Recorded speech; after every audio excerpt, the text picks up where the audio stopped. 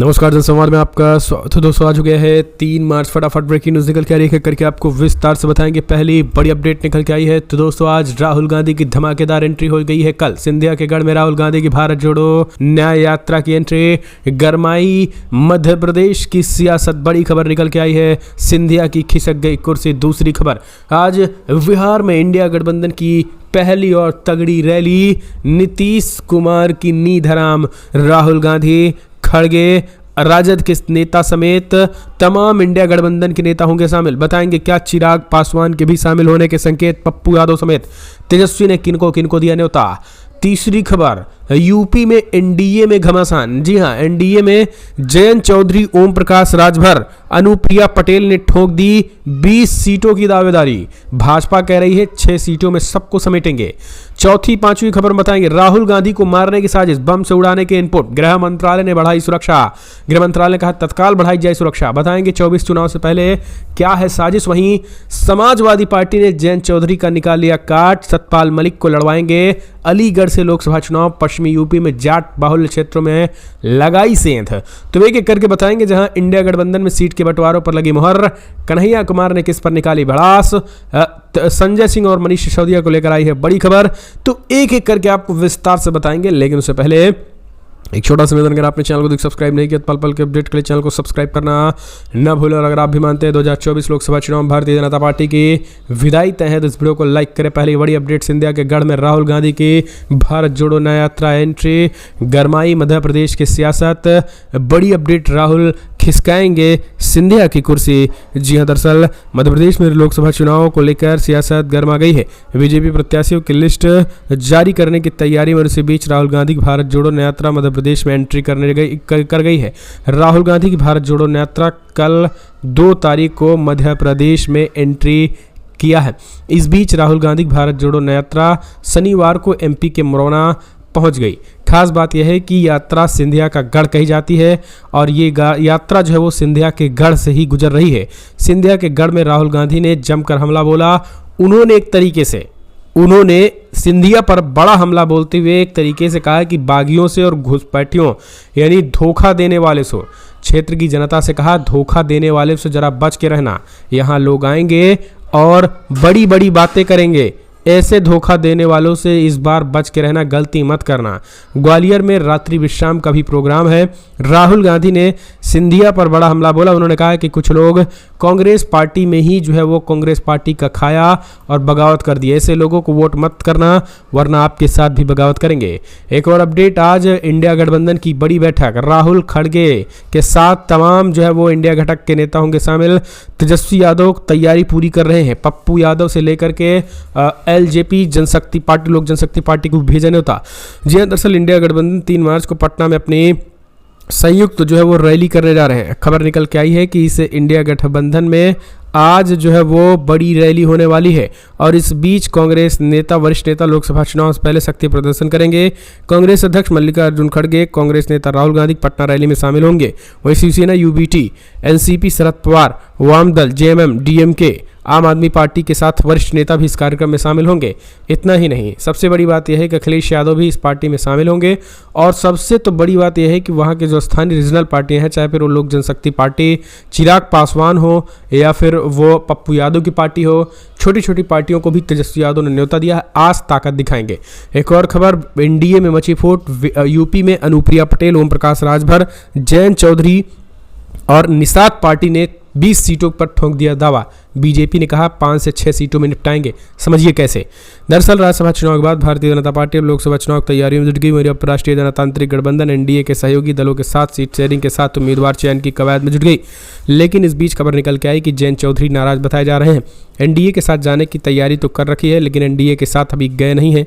इस बीच उनका कहना है कि 4 सीटों पर लगभग 4 से 5 सीटें जो है वो 5 सीटों पर दरअसल समाजवादी पार्टी और गठबंधन में शामिल होते तो उन्हें 6 सीटें मिलती, जबकि बीजेपी के साथ उन्होंने 4 से 5 सीटों पर दावा ठोका है। जबकि भारतीय जनता पार्टी महज 2 सीटें दे रही है। वहीं राजभर ने भी 2 सीटों पर दावा ठोक दिया है, तो 8 सीटें हो चुकी हैं।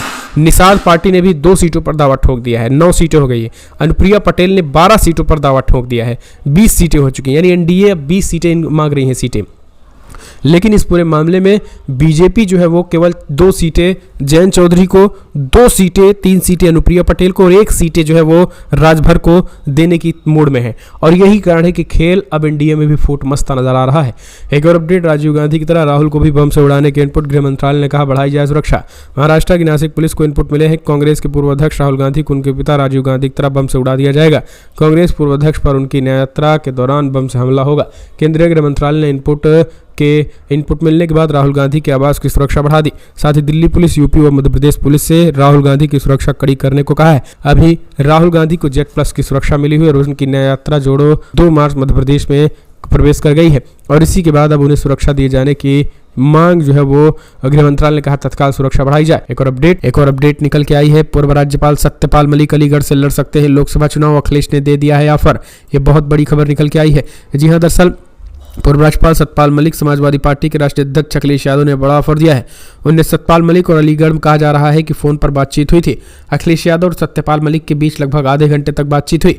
पश्चिमी यूपी में कहा जा रहा है कि फिलहाल जाट लैंड माने जाने वाला पश्चिमी यूपी में जब से जयंत चौधरी भारतीय जनता पार्टी की तरफ रुख किए हैं, अखिलेश यादव एक जो है वो एक बड़े नेता की तलाश में है और अखिलेश यादव माना जा रहा है कि किसी बड़े लीडर को जाट लैंड को अपने पाले में रिझाने के लिए किसी बड़े नेता के संपर्क में और वो सत्यपाल मलिक और सत्यपाल मलिक से बातचीत हुई। खबर निकल के आई है कि सत्यपाल मलिक अलीगढ़ से चुनाव लड़ सकते हैं और अगर ऐसा होता है तो दोस्तों पश्चिमी यूपी में बीजेपी की जो रणनीति जयंत चौधरी को अपने पाले में लेने की थी वो पूरी तरीके से नदारद साबित होगी और उन्हें एक तरीके से तगड़ा झटका लगेगा। अगर आप भी मानते हैं कि सत्यपाल मलिक को जो अपने पाले में ला करके समाजवादी पार्टी को उनसे चुनाव प्रचार करवाना चाहिए और अलीगढ़ से उनको टिकट देना चाहिए तो इस वीडियो को लाइक करें क्योंकि एक अच्छा मूवमेंट होगा और सत्यपाल मलिक की लोकप्रियता जो है उस इलाके में बहुत ज़्यादा है और बीजेपी से होकर वो गए हैं तो इसका प्रभाव काफ़ी ज़्यादा पड़ेगा। एक और अपडेट निकल के कांग्रेस ने पार्टी विरोधी लोगों को दी चेतावनी, कहा जो भी इस तरीके के हों वो छोड़ दे पार्टी, विद्रोहियों के खिलाफ नहीं है कोई जगह। हिमाचल प्रदेश में राज्यसभा चुनाव के बाद चल रहे सियासी उठापटक के बीच आखिरकार कांग्रेस ने 2024 लोकसभा चुनाव से पहले तत्काल विद्रोहियों से, जो खास करके पार्टी विरोधी लोग हैं, उनको तत्काल पार्टी छोड़ देने की नसीहत दी। उन्होंने कहा कि ऐसे लोग पार्टी छोड़कर चले जाएं जिनको यहां पर नहीं रहना है, लेकिन इस तरीके की चीजें वो कतई ना करें। कांग्रेस नेता दिग्विजय सिंह ने स्पष्ट कर दिया है कि भाजपा पर निशाना साधते आरोप लगाया है कि बीजेपी कांग्रेस को तोड़ने की भरपूर कोशिश कर रही है लेकिन वो टूटने वाले नहीं है। कुछ जो है वो जयचंद हैं लेकिन उनका जो है वो कुछ होने वाला नहीं है। एक और अपडेट, पीएम बिहार में पहुंचने से पहले ही जोरदार विरोध हुआ तेज। यह बड़ी खबर निकल के आई है कि प्रधानमंत्री नरेंद्र मोदी बिहार पहुंचने से पहले ही आरजेडी ने जोरदार प्रेस कॉन्फ्रेंस करते हुए भाजपा और मोदी सरकार पर तगड़ा हमला बोला। शनिवार को प्रेस कॉन्फ्रेंस किया गया और तेजस्वी यादव की जनविश्वास यात्रा की सफलता के बारे में आरजेडी ने बताया। बिहार के बदले सियासी समीकरण का जिक्र करते हुए मनोज झा ने नीतीश कुमार पर एक के बाद एक ताबड़तोड़ कई हमले किए। पीएम मोदी भी पहुंचने वाले थे और इस बीच सड़क परियोजना के उद्घाटन पर भी सवाल खड़े किए। राजद की रैली को लेकर मनोज झा ने अपनी बातें कही। मनोज झा ने कहा है कि फिलहाल सीधे तौर पर जन विश्वास यात्रा ने काम कर दिया है। जो काम नीतीश नहीं कर पाते थे वो काम तेजस्वी ने किया है और उस काम पर जनता ने मुहर लगाई है और यही कारण है कि तेजस्वी यादव को लोग अब मुख्यमंत्री बनते हुए देखना चाहते हैं। सीधे तौर पर तेजस्वी यादव की तबीयत नासार रही लेकिन दवा खाकर वो जनता के बीच जा रहे हैं।